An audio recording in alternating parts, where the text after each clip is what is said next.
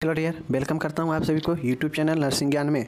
तो my dear, जितने भी थर्ड ईयर के डियर स्टूडेंट हैं, तो आप लोग को पता है डेली के डेली आप लोग का जो है वीडियो आ रहा है। तो आप लोग जितना भी वीडियो हम दे रहे हैं, क्वेश्चन दे रहे हैं, सबको कंप्लीट करते चलिए, क्योंकि हम फालतू के क्वेश्चन यहाँ पे आपको देना नहीं चाहते हैं और आप ये समझ रहे हैं, ठीक है। तो जो भी वीडियो हम दे रहे हैं सब बहुत बहुत महत्वपूर्ण है आपके एग्ज़ाम के लिए। तो आप लोग इसको तैयारी करते कंप्लीट करते चलिए। ओके, चलिए यहाँ पर देखते हैं। सबसे आज जो हम प्रश्न लेकर आए हैं यह हमारा कम्युनिटी हेल्थ नर्सिंग सेकेंड का है, जो कि थर्ड ईयर का है, ठीक है। आपके सामने में क्वेश्चन देख सकते हैं। ईएसआई का मतलब होता है एम्प्लॉयज स्टेट इंश्योरेंस स्कीम, ठीक है। कर्मचारी राज्य बीमा योजना के बारे में लिखना है। तो देखिए, कभी कभी डायरेक्ट आपसे क्वेश्चन पूछ लेगा कि कर्मचारी राज्य बीमा योजना के बारे में लिखिए, या कभी कभी आपसे पूछेगा कि राज्य बीमा योजना के अंतर्गत श्रमिकों को मिलने वाली सुविधाओं का वर्णन करें, ऐसे भी पूछ सकता है। तो दोनों तरीक़ा से हम कंप्लीट ही क्वेश्चन को क्यों नहीं देख ले, ताकि कोई दिक्कत ना हो, ठीक है ना। चलिए हम लोग कर्मचारी राज्य बीमा योजना के बारे में देखते हैं। कर्मचारी, एम्प्लॉयज मतलब कर्मचारी होता है, और एम्प्लॉयर मतलब तो यहाँ पे देखिए, एम्प्लॉयज मतलब होता है कर्मचारी, ठीक है। स्टेट मतलब राज्य, इंश्योरेंस मतलब बीमा, और स्कीम मतलब योजना। ESIS होता है, ठीक है ना, ESIS होता है। यह जो है हमारा क्वेश्चन का, ठीक है, इसके बारे में डिटेल से देखना है। इसी में देखेंगे कि जो कर्मचारी होता है उसको कौन कौन से जो है सुविधाएं इसके अंदर दिया जाता है, ठीक है ना। चलिए देखते हैं। यह क्वेश्चन आपको मिल जाएगा क्वेश्चन बैंक में, देखिएगा पूछा गया है। और मैं बार बार बता चुका हूं कि अगर आपको QB पढ़ना हो, क्वेश्चन बैंक अगर देखना हो पूरे 8 साल का फ्री में, तो आप लोग nursingyan.com पर जाइए, वहां पे क्वेश्चन आपको थर्ड ईयर वाले में मिल जाएगा। ओके, चलिए, कर्मचारी राज्य बीमा योजना क्या होता है, ESI स्कीम देख लीजिए। कारखानों में कार्यरत कर्मचारी की बीमारी, व्यावसायिक दुर्घटना, प्रस्तुति आदि के दौरान नगद सहायता एवं मेडिकल सुविधाएं प्रदान करने के उद्देश्य से कर्मचारी राज्य बीमा योजना की शुरुआत की गई। अब उम्मीद है आप लोग समझ गए होंगे। आप लोग देखते होइएगा कि जितने भी कंपनी में लोग काम करते हैं, तो उस कंपनी में जो कंपनी के मालिक होते हैं, चूँकि अगर मान गए, चूँकि यह एक जो है कानूनी और सरकार द्वारा उठाया गया कदम है। अगर मानिए सरकार कदम नहीं है अगर उठाती, तो कोई वैल्यू देता, सीधा काम करवाता, और कुछ होता तो उसको बाहर निकाल देता। तो यह जो हमारा कर्मचारी राज्य बीमा योजना है, इससे होता यह है कि इससे अगर कोई व्यक्ति कोई कर्मचारी के रूप में किसी कारखाना में, किसी कंपनी में काम करता है, तो जो है उसको इसके तहत जो है उसको बीमारी कोई होता है, या फिर कंपनी में हो रहे काम से कोई दुर्घटना हो जाता है, या फिर उसके अगर वह लेडीज है तो उसका अगर प्रस्तुति होता है, लेबर है, तो इस दौरान उसे नगद सहायता और मेडिकल सुविधाएं जो है प्रदान करने के उद्देश्य से यह कर्मचारी राज्य बीमा योजना की शुरुआत की गई। तो ये चीज़ें समझ गए कि किन उद्देश्य के साथ इसे लाया गया, ये चीज़ समझ गए।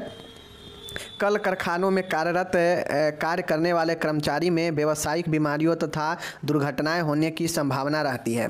अब देखते होइएगा आप लोग लोहा लक्कड़, या देखते होइएगा स्टील प्लांट, लोहा प्लांट, जो भारी वजन के जो भी भारी भरकम फैक्ट्री सब है, उसमें देखते होइएगा कि उसमें जो लोग होता है उसका दुर्घटना बहुत जो है आम बात होता है। जैसे बॉयलर फट गया, रड गिर गया, तो इस सबसे लोगों का दुर्घटना हो जाता है, मृत्यु हो जाता है। तो आप लोग समझिएगा कि ये जो है कल कारखाने में जो भी लोग कार्य करते हैं, जो भी कार्य करने वाले कर्मचारी होते हैं, उनको व्यावसायिक बीमारी आप लोग को पढ़ाए हैं कि जो काम कर रहे हैं उस काम से कोई बीमारी हो जाता है तो वही व्यावसायिक बीमारी होता है। जैसे अगर कोई कोयला खदान में अगर काम करता है तो कोयला से बीमारी हो जाता है, अलग अलग कारखानों में काम करता है तो उससे भी बीमारी होता है, तो वही व्यावसायिक जो है बीमारी होता है। तथा दुर्घटना होने की संभावना सबसे ज़्यादा रहती है, बातें सही है। इनके अलावा उनमें अन्य दीर्घकालीन बीमारियां भी होने की संभावना बनी रहती है। अब देखते होइएगा कोई व्यक्ति अगर कोयला में काम करता है, पत्थर जहां पे ईंट पत्थर तोड़ा जाता है, वैसे अगर कारखाना में काम करता है, लोहा लक्कड़ कारखाना में काम करता है जहां पे लोहा को गलाया जाता हो, तो देखते होइएगा उसका कण जो है व्यक्ति के श्वास नली में बैठ जाता है, या धीरे धीरे जो है उसको ऐसा बीमारी होता है जो लंबे समय तक चलता है, ठीक है ना। तो वही कहता है कि अगर उसे व्यावसायिक बीमारी हुआ या दुर्घटना होने की संभावना अधिक रहती है। इसके अलावा कुछ ऐसे समय होते हैं जहां पे उसके दीर्घकालीन क्रॉनिक बीमारी होने की भी संभावना रहती है इन कारखानों में काम करने से, ठीक है। तो यदि कर्मचारी महिला है तो वह गर्भवती भी हो सकती है, ये बातें सही है। इन स्थितियों के उत्पन्न हो जाने पर कई बार परिवार के पालन पोषण में बड़ी समस्या खड़ी हो जाती है। अब जैसे कोई व्यक्ति किसी कंपनी में काम कर रहा है, उसका अचानक से कंपनी में दुर्घटना हुआ, मृत्यु हो गया, तो मृत्यु हो जाएगा और घर में वह अकेला कमाने वाला है, तो उसके घर में औरों का पालन पोषण करने में बहुत दिक्कत होने लगेगा, ठीक है। या कुछ ऐसे उसको बीमारी हो गया काम करते हुए जो उसको जो है घर पर बैठने के लिए मजबूर कर दिया, या महिला कर्मचारी जो है प्रेग्नेंट हो सकती है तो उससे जो है घर पर बैठना पड़ेगा। तो ऐसे में जो है उससे क्या होगा कि घर का पालन पोषण करने में बड़ी समस्या खड़ी हो जाती है, समझ गए। तो इन्हीं सब विषम परिस्थितियों में व्यक्तियों को बीमित व्यक्तियों को तथा आवश्यकता अनुसार उनके परिवारों को आर्थिक सहायता एवं मेडिकल सुविधा प्रदान करने के उद्देश्य से ही यह योजना प्रारंभ की गई।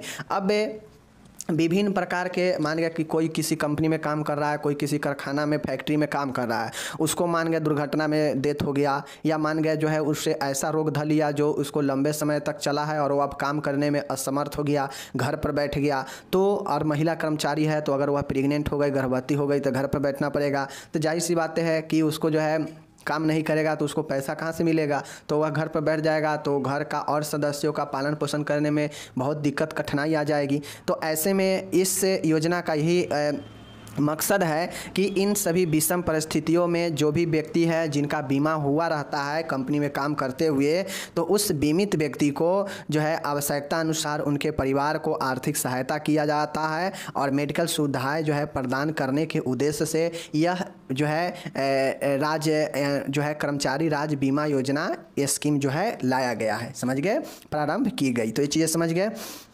कर्मचारी राज्य बीमा अधिनियम 1948 में पास हुआ था। अब यह जो एक्ट था यह एक एक्ट बना, कर्मचारी राज्य बीमा एक्ट जो है 1948 में पास हुआ था, ठीक है। उसके बाद इसमें 1975, 1984, 1989 में कुछ जो है आवश्यक संशोधन किए गए।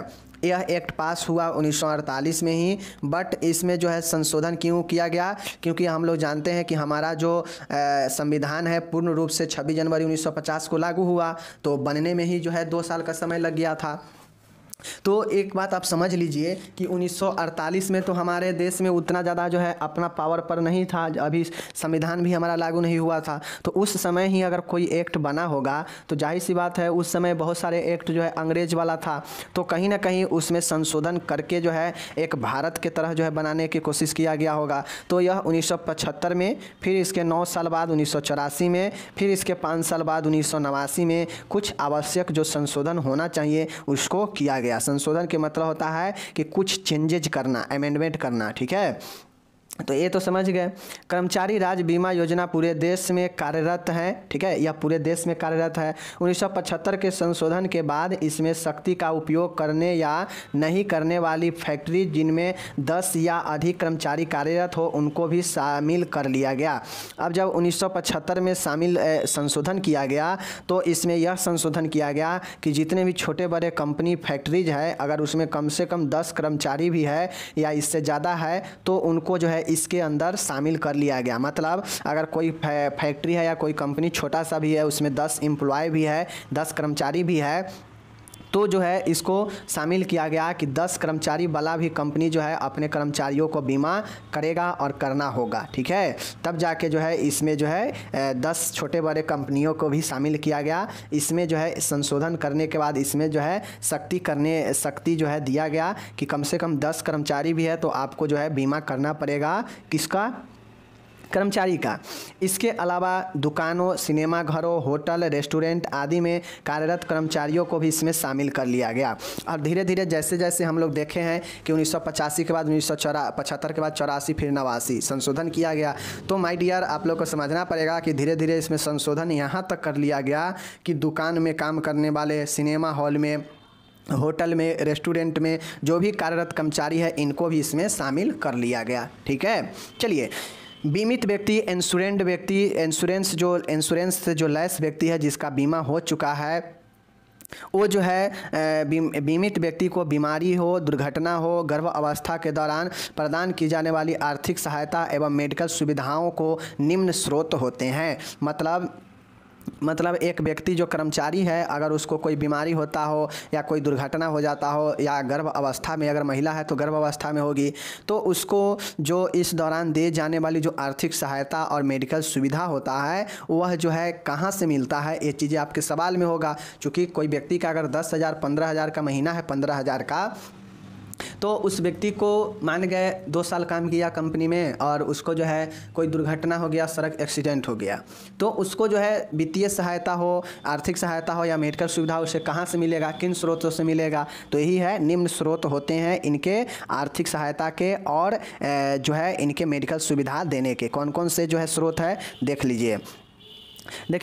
कर्मचारी के मासिक वेतन से काटे जाने वाला हिस्सा। अब कुछ न कुछ परसेंट जो है हर एक कर्मचारी जो भी काम करता है किसी कंपनी में, तो मान गए कि उसको अगर कंप्लीट अगर उसका जो है 18,000 सैलरी टोटल अगर बनता है तो इसमें से कुछ परसेंट जो है काट लिया जाता है। मान गए 16,000 दिया गया, इस 16,000 में 2,000 पीएफ काटा जाएगा, मेडिकल काटा जाएगा, ठीक है ना। तो इस प्रकार से जो है आपको 16,000 हाथ में दे दिया और बाकी के 2,000 आपका जो है जमा होगा, जो आपको मिलता है। तो यही जो है कर्मचारी के मासिक वेतन से काटे जाने वाला हिस्सा से मिलता है ये, ठीक है।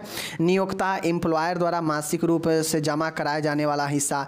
अब कोई भी व्यक्ति काम करता है तो आपको ये जानना चाहिए कि आपका सैलरी में से, खुद के सैलरी में से भी कुछ कटता है और कुछ आप जिस कंपनी में काम कर रहे हैं वो कंपनी भी कुछ हिस्सा जो है देता है। मान गए आपका वेतन है 18,000, ठीक है। इस 18,000 में से 1,000 रुपया आपके सैलरी में से कट जा रहा है प्रत्येक महीने और आपको हाथ में 17,000 मिल रहा है, ठीक है। तो आपको कितना हो गया, इन हैंड 17 मिल रहा है, लेकिन आपका सैलरी कितना है 18। तो इसमें से जो 1,000 जमा हो रहा है, तो इस 1,000 में अगर आपके सैलरी से 1,000 जा रहा है तो जो है आपके कंपनी भी जो है इसमें कम से कम 500 रुपया अगर जमा करेगी तो आपका टोटल कितना हो जाएगा, 1,500 रुपया हो जाएगा। 1,000 तो ये आपका होगा, ठीक है, जो सैलरी से कट रहा है। तो 1,000 ये हो गया, 500 यह कंपनी पर महीने देगी, तो 1,500 पर महीने आपका कहाँ स्टोर हो रहा है, ईएसआई में, employer insurance, employ state insurance scheme में जमा हो रहा है यह 1,500 रुपये, ठीक है, समझ गए।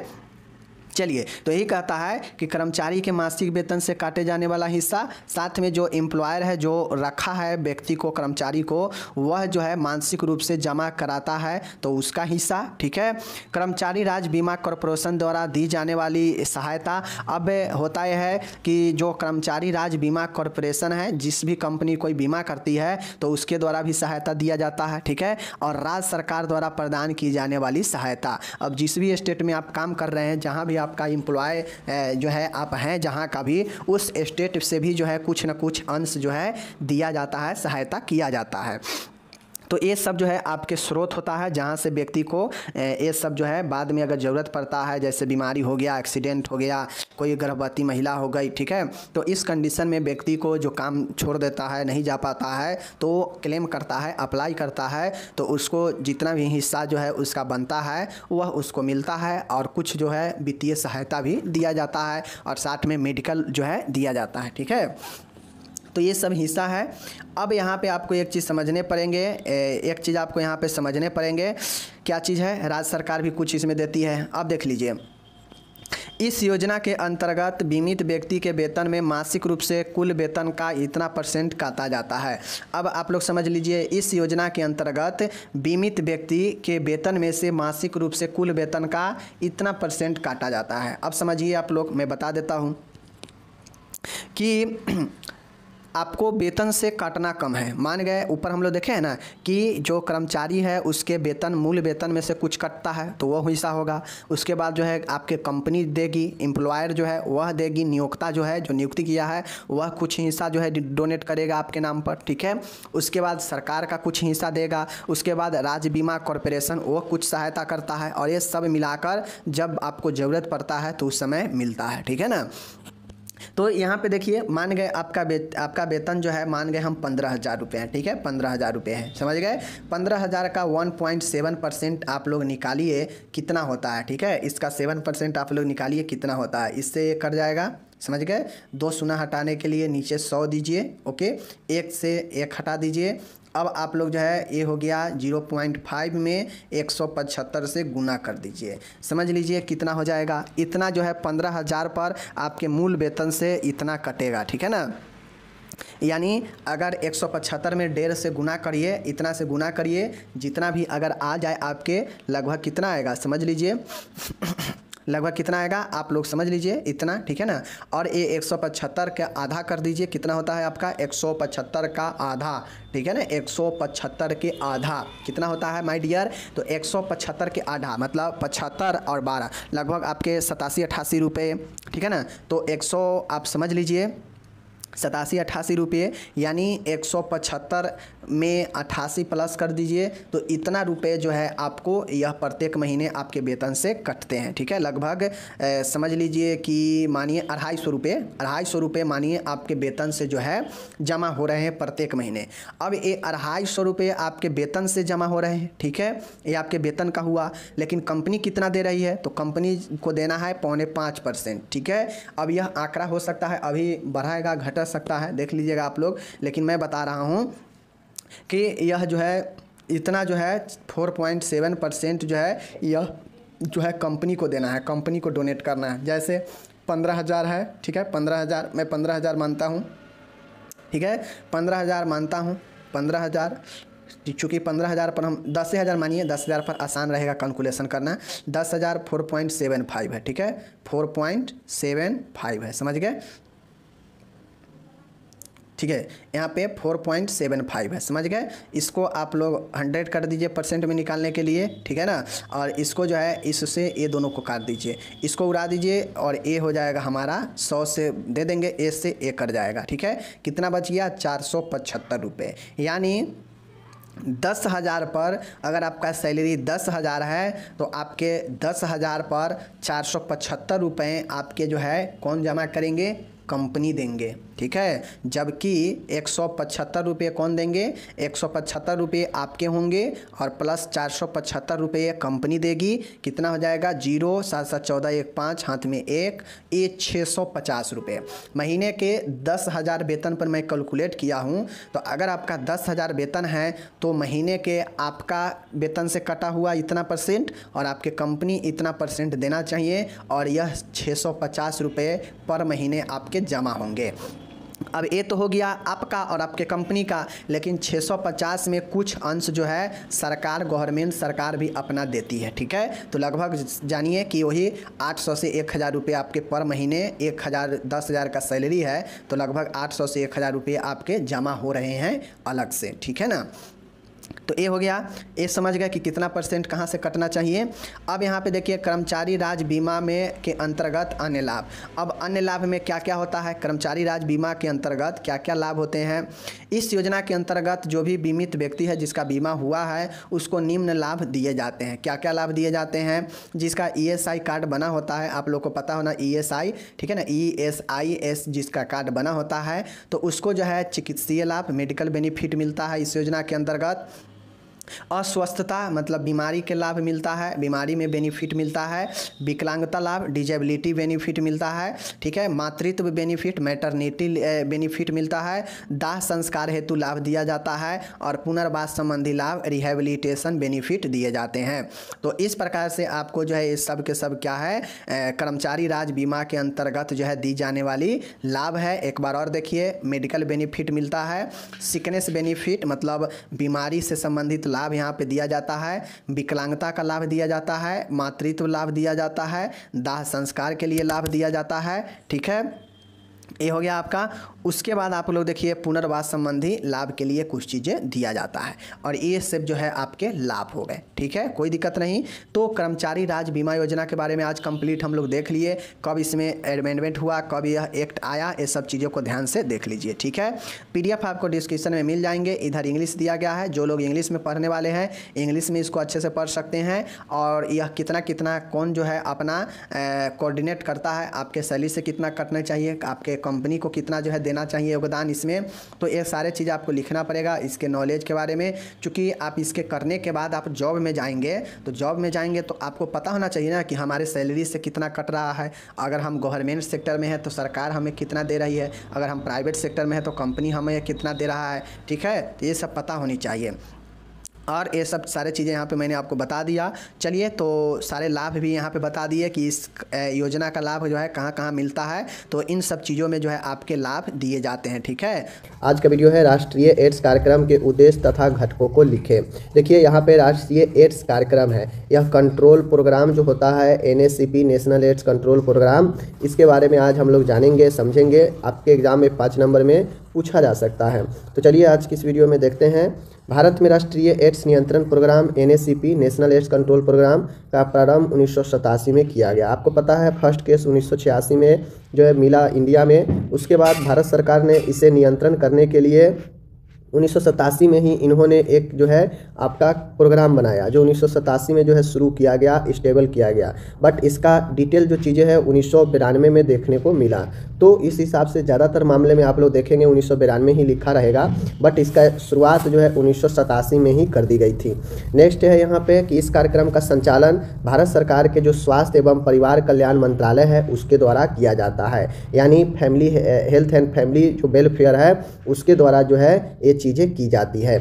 इसके अंतर्गत गठित संस्था नेशनल एड्स कंट्रोल ऑर्गेनाइजेशन नाको द्वारा किया जाता है। ठीक है ना, यह एक संस्था है AIDS control organisation, national AIDS control organisation. यह संस्था जो है NACP चलाती है। ठीक है, जो किसके अंदर है, स्वास्थ्य और परिवार कल्याण मंत्रालय के अधीन है। ठीक है, तो यह मैं बता दूं CHN 2 का 15वां नंबर का वीडियो है। इससे पहले 14 तक नहीं देखे हैं तो प्लेलिस्ट में जाइए और ज़रूर देखिए। ठीक है, तो ये चीज़ें सबसे पहले समझिए कि ये जो राष्ट्रीय एड्स कार्यक्रम है इसका हमको उद्देश्य बताना है, इसका घटक बताना है कि इसका क्या क्या उद्देश्य है, इसके अंदर क्या क्या शामिल है। ठीक है ना, तो सबसे पहले समझिए भारत में राष्ट्रीय एड्स नियंत्रण कार्यक्रम जो शुरू की गई वह 1987 में। ठीक है, इस कार्यक्रम का संचालन भारत सरकार के जो स्वास्थ्य एवं परिवार कल्याण मंत्रालय है उसके अधीन में एक संगठित संस्था है नाको नेशनल एड्स कंट्रोल ऑर्गेनाइजेशन, इसके अंदर यह NACP कार्यक्रम शुरू की गई। ठीक है, ये चीज़ समझ गए। अब आता है बात है कि भाई ये कार्यक्रम शुरू की गई तो इसके पीछे कुछ न कुछ तर्क, कुछ न कुछ उद्देश्य होगा, तभी तो कोई काम शुरू किया जाता है। तो NACP का उद्देश्य क्या था देख लीजिए। HIV के प्रसार को रोकथाम करना। अब एड्स जो होता है HIV वायरस के कारण होता है, तो सबसे पहले इसका उद्देश्य था कि HIV का जो फैलने का प्रसार है उससे जो है रोकथाम किया जाए, रोका जाए। ठीक है, आगे इसमें ये कहा गया कि HIV संक्रमित जनित मृत्यु में कमी लाना। इस प्रोग्राम का यही उद्देश्य था कि अगर किसी को HIV हो जाता है संक्रमण तो वैसे व्यक्तियों में मृत्यु जो हो रहा है उस मृत्यु में कमी लाना। ओके, आगे जो कह रहा है इस प्रोग्राम का उद्देश्य में कि HIV एड्स के कारण उत्पन्न सामाजिक दुष्प्रभावों में कमी लाना, और HIV एड्स के कारण जो समाज में कठिनाइयाँ उत्पन्न हो रही है, जो दुष्प्रभाव उत्पन्न हो रहा है उसमें कमी लाना, ये जो है इस प्रोग्राम के अंतर्गत उद्देश्य रखा गया। तो ये कुछ उद्देश्य है कि भाई HIV के प्रसार को कम किया जाए, HIV संक्रमित व्यक्तियों को मृत्यु दर में कमी लाया जाए, HIV एड्स से समाज में दुष्प्रभावों को कमी लाया जाए। ठीक है, इसका उद्देश्य ये भी था कि लोगों में जो है एड्स के प्रति जो है स्वास्थ्य शिक्षा जानकारियाँ देना। तो इसमें बहुत सारे उद्देश्य हो सकता है कार्यक्रम का, तो जितना उद्देश्य आप अच्छे अच्छे उद्देश्य लिखेंगे सब चलेगा। ठीक है ना, जैसे एड्स के प्रति व्यक्तियों में जागरूकता अभियान चलाना। ठीक है ना, समुदाय में जागरूकता लाना व्यक्तियों को। ठीक है ना, इसका उद्देश्य था कि जो संक्रमण है वो जो है व्यक्तियों पर जो है ज़्यादा से ज़्यादा प्रभाव अपना ना दिखा सके। ठीक है ना, तो ये सब चीज़ें हैं। इसका घटक क्या है, घटक देखिए NACP के क्या घटक है, नेशनल एड्स कंट्रोल प्रोग्राम का घटक कंपोनेंट क्या क्या है। ठीक है, तो NACP के घटक में क्या क्या शामिल है, तो राष्ट्रीय एड्स नियंत्रण कार्यक्रम के तहत उपरोक्त लक्ष्यों की पूर्ति हेतु जो है कुछ स्ट्रेटजी का पालन किया जाता है। तो इसके घटक क्या क्या है चलिए हम आपको दिखाते हैं। पहला घटक यही है, NACP के घटक में जो ऊपर आप लोग जो लक्ष्य देखे हैं ना उसको पूरा करने के लिए कुछ रणनीति का पालन किया जाता है या रणनीति बनाया गया है। तो उसी के घटक में क्या क्या है कि पूरे देश में अनेक सर्वे केंद्रों सर्विलांस सेंटर की स्थापना करना, मतलब कि पूरे इस कार्यक्रम के अंतर्गत यह घटक है कि पूरे देश में सर्विलांस सेंटर की स्थापना करना, हाई रिस्क समूह की पहचान कर स्क्रीनिंग टेस्ट करवाना फ्री में। ठीक है, अब जो उच्च जोखिम वाले समूह के व्यक्ति हैं जिनको HIV से पीड़ित अगर आसपास कोई है तो वैसे समूहों को पहचान कर स्क्रीनिंग करवाना। ठीक है, ताकि इससे पता चल जाएगा तो अन्य व्यक्तियों में नहीं होगा। ओके ना, आगे इसमें ये कह रहा है कि HIV डिटेक्ट हुए केसेज के प्रबंध हेतु दिशा निर्देश देना। इसके इसके कंपोनेंट घटक में भी है कि जो भी एचआई से डिटेक्ट हुआ है, मिला हुआ मरीज है, उसको मैनेजमेंट हेतु कुछ डायरेक्शन देना। ठीक है, आगे रहता है यहाँ पे कि रक्त बैंक, डायलिसिस यूनिट इत्यादि की स्थापना,